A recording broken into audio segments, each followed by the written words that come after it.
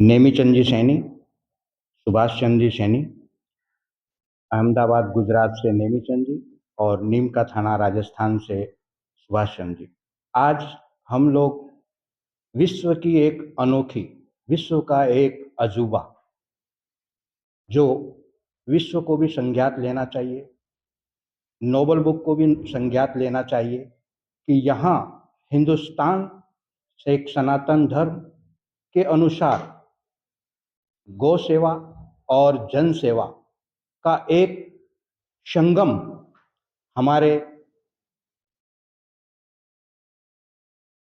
नागौर के नागौर के महंत श्री श्री 1008 महामंडेश्वर स्वामी कुशालगिरी जी महाराज के हम आश्रम गौशाला आश्रम में आए हुए हैं, जो एक अनोखा अनूठा विश्व स्तरीय और एक अजूबा है, जिसे हिंदुस्तान ही नहीं पूरी दुनिया देख रही है। सोशल मीडिया के माध्यम से, हमारे माध्यम से और चैनलों के माध्यम से और मैगजीन्स और newspapers, print media, electronic media के हिसाब से मैं अब आपके सामने लाइव श्री श्री 1008 महामंडेश्वर स्वामी कुशालगिरी जी का ज़्यादा नहीं, सिर्फ 2 मिनट लेकर के आपको ये संज्ञात कराऊंगा कि आपकी संस्था किस हिसाब से एक बेमिसाल गंगोत्री की तरह गायों की सेवा कर रही है। आने वाले मेहमानों, मानव समुदाय को भी एक भगवान के रूप में मान करके उनकी सेवा निःशुल्क और एकदम मिनिमम 1 रुपया, 5 रुपया, 25 रुपया, 50 रुपया, बहुत ही व्यवस्थित ढंग से, और स्वयं सेवकों की एक बहुत बड़ी फौज। साथ में एक सरकार से भी निवेदन है कि यहाँ जो गायों का हुजूम है और उसके अंदर जो सेवा की जाती है, तो जो पशु चिकित्सक हैं, पशु कॉलेजें हैं, उनके प्रोफेसर्स जो बहुत ज्ञानी लोग होते हैं, वो भी यहाँ की मुलाकात लें और बहुत कुछ जानें, क्योंकि हर तरह की गायें, हर तरह की बीमारियां हर प्रदेशों से यहाँ आती हैं और उनके इलाज बहुत ही व्यवस्थित और आधुनिक रूप से किए जाते हैं। 24 घंटे 24/7 कभी भी किसी भी समय आप यहाँ आकर के इस सेवा का लाभ ले सकते हैं। लीजिए, आपको लाइव दर्शन कराते हैं महामंडेश्वर श्री श्री 108 स्वामी कुशालगिरी जी महाराज। स्वामी जी, आपका ये क्या उद्देश्य है कि आपने गाय सेवा और मानव सेवा को ही चुना?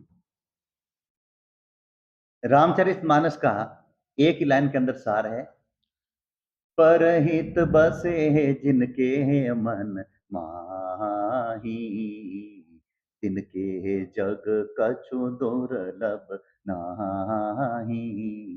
इस दुनिया के अंदर जिसके हृदय के अंदर परित होता है, वो कहीं भी किसी भी जगह आराम से रह सकता है, और उससे बड़ा कोई पुण्य का कार्य नहीं है। कलयुग में सेवा का बहुत प्रभाव है। सतयुग, अलग अलग युगों के अंदर यज्ञ का, तप का, साधना का विभिन्न प्रकार से अलग अलग महत्व था, तो कलयुग में सेवा का महत्व बहुत अधिक बताया गया है। मैं एक लाइन हट करके थोड़ा बोल रहा हूं। भारत में आपको गायों के बारे में बोलने वाले बहुत सारे हजारों कथावाचक संत मिल जाएंगे, लेकिन सब पूजनीय हैं, सब आदरणीय हैं। लेकिन जितने अगर संख्या में, हजारों की संख्या में वो संत, हो सकता है 1 लाख से आंकड़ा ज्यादा जा सकता है, संत और कथावाचक जो बोलते हैं, अगर वो 10-10 गायों की सेवा करे तो 10 लाख गाय होती है। और भारत में फिर गाय सड़कों पर तो घूमेगी नहीं। लेकिन कुछ बोलने वाले अलग हैं। लेकिन मैं बोलने में विश्वास नहीं करता हूं, मैं करने करने में विश्वास करता हूं। एक राजस्थानी कहावत है, बादला बरसनाड़ा हुए और एक गिड़गिड़ार करनाड़ा हुए। तो हम बरसने वाले बादल हैं, कड़कने वाले बादल नहीं है जो केवल हवा में बातें करते हैं। हमारा काम एक जमीनी स्तर पर है। हमारे सभी टीम के अंदर एक, आप देखेंगे, एक संस्कार मिलेगा। सभ्य बाल, सब नाखून कटे हुए, सभ्य वेशभूषा, उनके अंदर मतलब सेवा की भावना, ये तब होता है एक कठोर अनुशासन से। फौज के अंदर भी कठोर अनुशासन होता है, लेकिन फैसिलिटी भी होती है। ये हमारा 400 लोगों का परिवार है, क्योंकि संत होने के बाद में ये मेरा एक परिवार है। एक जन्म दिया, वो भी एक परिवार है, उसी समान ये मेरा एक परिवार है। इनको माँ की तरह इन सबका मैं लाड रखता हूँ। गलती करते हैं तो एक टीचर कैसे डांटता है, मैं डांटता भी हूँ।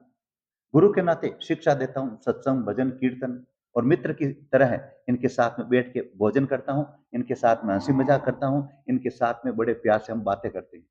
तब ये मतलब यह संभव होता है। और आप जैसे परमात्मा स्वरूप जो कोई भी अनजान व्यक्ति भी आता है, तो उनके अंदर सेवा की भावना रहती है।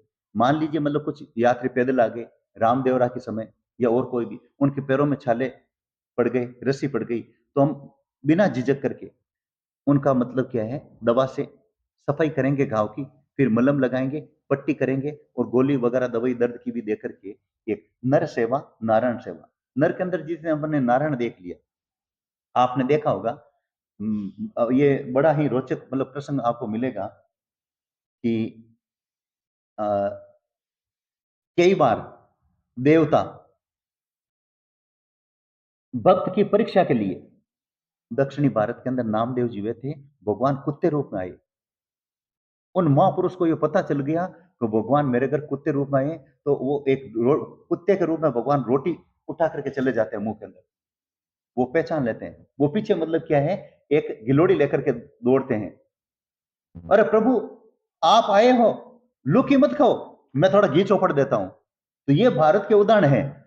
उसी प्रकार मैं यह समझता हूं श्रीमान जी, कि अगर मेरे पास में हजारों लोग आते हैं, भादों महीने में 12 लोग आते हैं, तेजा जी, रामदेव जी, या भगवान श्री कृष्ण, या मान लो मतलब कि भगवान श्री राम, या और कोई भी महापुरुष, लोक देवता, कोई गरीब, दरिद्र और फटे पुराने वस्त्र में कोई घाव वाला आ गया और मेरी परीक्षा लेने के लिए आ गया, तो हम उसे अनजान करके निकाल दिया, तो हमारी सारी तपस्या फेल हो जाएगी। इसलिए हम पूरे 12 लाख और हजारों लोगों को भगवान का ही रूप समझते हैं, ताकि भगवान भी आ जाए तो वो हमारे को चकमा सेवा देकर का के नहीं जाए। वो हम ताकि मतलब क्या है, तब मतलब हमारी ये उस भावना से कि भाई हम ये नहीं देखते हैं ये मेला कुचेला कपड़ा है, ये स्नान नहीं किया हुआ है, काला कलूटा है, पैर मेले हैं, गंदे हैं, नहीं।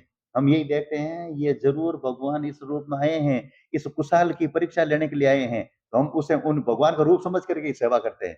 तब मतलब क्या मजा आता है सेवा का। और ये बड़ा रोचक प्रसंग है। तो इस भावना से हमारा ये काम चलता है। और गायों के अंदर तो हम ईश्वर का ही रूप समझते हैं। आरती करने के बाद में ही भोजन करेंगे, उससे पहले भोजन नहीं करेंगे। गाय के अंदर रोजाना की चांदनी से छानी जाती है मिट्टी, पूरा परिसर। आपको इतना सा भी, एक इतना सा भी आपको कंकर गाय के अंदर अगर मिल जाता है, तो आप मेरे को बता देना बोले। मतलब रोजाना गोबर करती है, हाथों हाथ गोबर उठता है, गोबर के अंश भी इतना सा है, उसको भी छाननी से छानेंगे। और देख लो मखमली मिट्टी आती है रोजाना।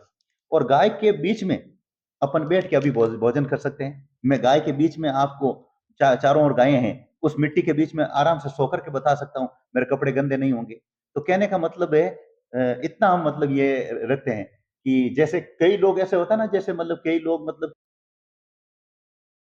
नमस्कार दोस्तों, आप ये जो प्रोग्राम देख रहे हैं नागौर से कुशाल गिरी जी महाराज के साथ में द प्रेस टाइम के माध्यम से देख रहे हैं। और यहाँ महाराज श्री की जो गौशाला चल रही है, विश्व स्तरीय गौशाला, ये बहुत ही एक चमत्कारिक गौशाला है। और यहाँ कम से कम भी नहीं तो 4.5 से 5,000 जो गोवंश हैं, जिनके पैर टूटे हुए हैं एक्सीडेंट में, किसी ने एसिड डाल दिया है, किसी ने करंट लगा दिया है, किसी ने पैर काट दिया है, किसी ने कुल्हाड़ी मार दी है, ऐसी जो गोवंश हैं, ऐसा जो गोवंश है उसकी यहाँ सेवा होती है। और इस गौशाला के अंदर 18 एम्बुलेंस चलती हैं। तो आप भी इसमें अपना योगदान दे सकते हैं, इसमें सेवा का मौका आप भी पा सकते हैं।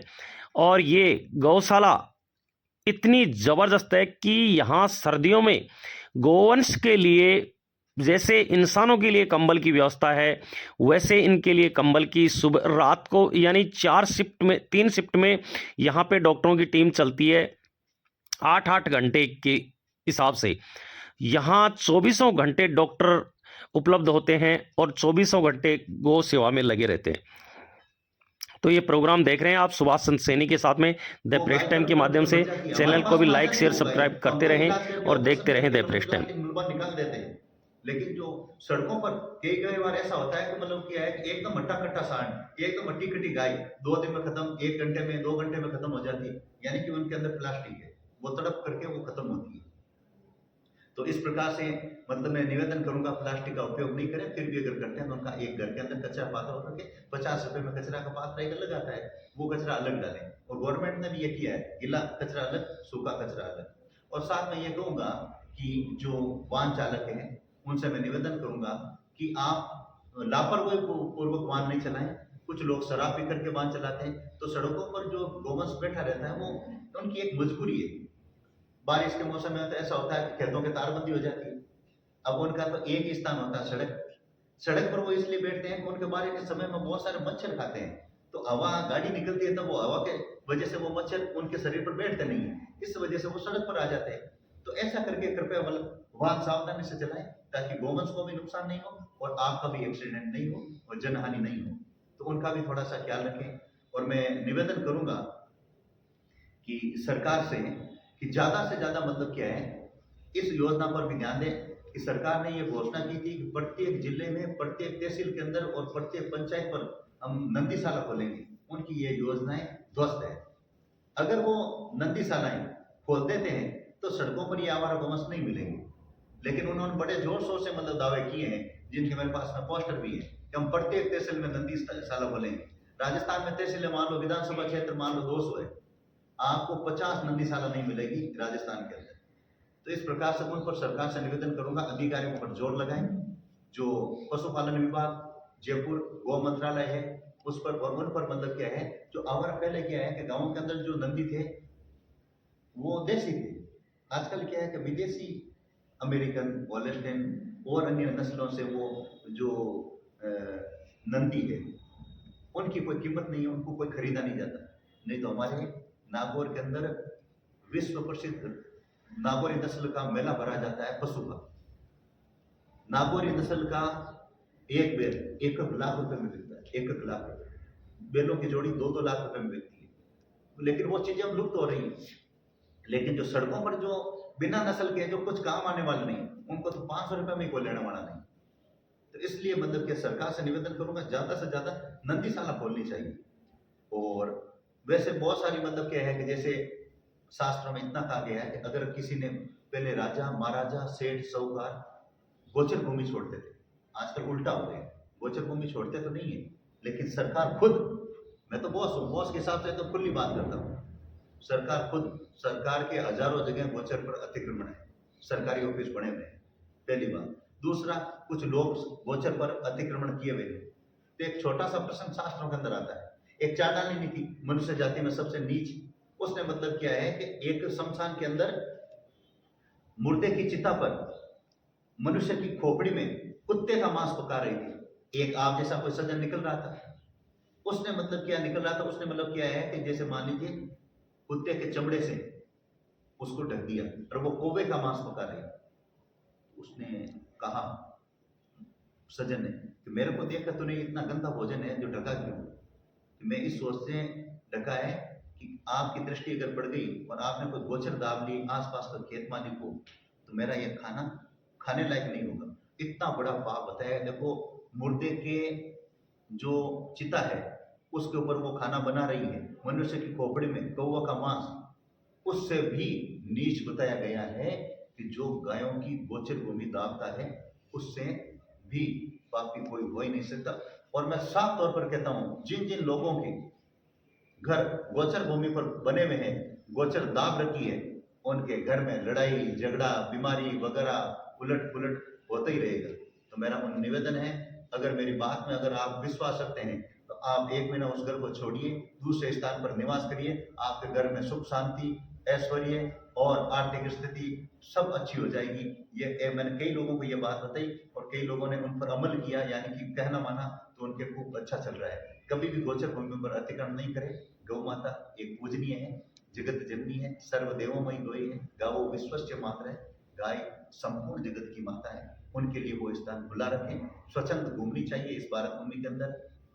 और मैं केंद्र सरकार से निवेदन करूंगा और राज्य सरकार से निवेदन करूंगा, उनसे मेरी एक शिकायत है कि जिस प्रकार उत्तराखंड और महाराष्ट्र ने राज्य माता का दर्जा दिया है, राजस्थान में भी राज्य माता का दर्जा दें और मोदी जी केंद्र के अंदर राष्ट्र माता का दर्जा देकर के भगवा सरकार का एक मोहर लगाएं कि वाकई गाय के मुद्दे पर भी आपने चुनाव के पॉइंट डाले थे, उसको याद करें।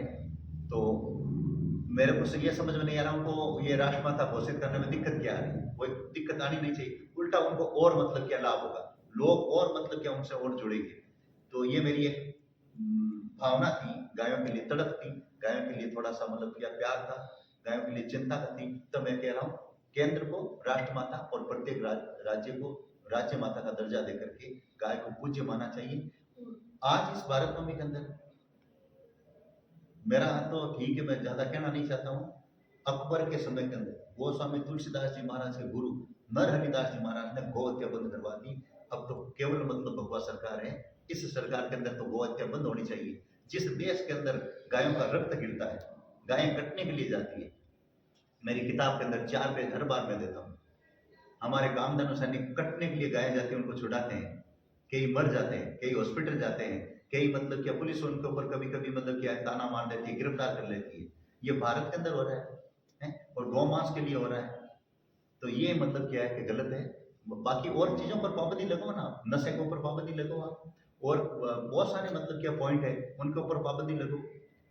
तो मैं कहता हूं कि अगर मतलब जो गाय कटने के लिए जा रही है, हाथों हाथ वाहन जब्त और हाथों हाथ 7 दिनों के अंदर उनकी नीलामी बोली लग जानी चाहिए वाहन की। कोई भी आम आदमी खरीद सकता है नीलामी के अंदर, और हाथों हाथ ऑन स्पॉट मतलब क्या 5 या 10 साल की सजा। कोई मतलब क्या है, मतलब क्या ज्यादा कोई कानून नहीं, कोई भी गाय कटने के लिए नहीं ले जाएगा। नहीं तो क्या है वो किसी न किसी बहाने से वो मतलब क्या छूट जाते हैं, फिर 1-2 महीने बाद फिर वो पकड़े जाते हैं कटने वाले।